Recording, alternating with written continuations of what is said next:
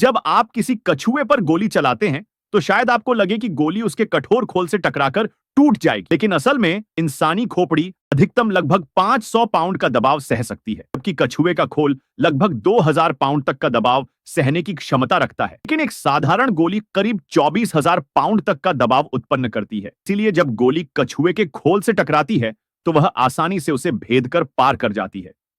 अगर आप एक हैंड ग्रेनेड पर गोली चलाते हैं तो शायद आपको लगे कि वह तुरंत फट जाएगा, लेकिन ऐसा नहीं होता।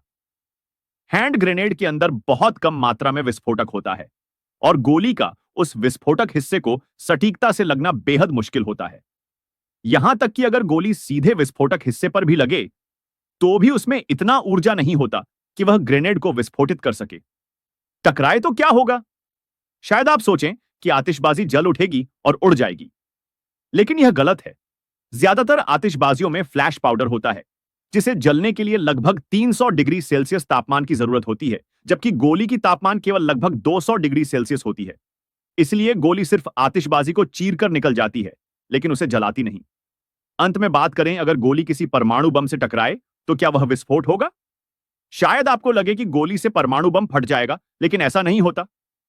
परमाणु बम तभी फटता है जब उसके अंदर परमाणु विखंडन की प्रतिक्रिया होती है और वह एक श्रृंखलाबद्ध विस्फोट में बदल जाता है। गोली में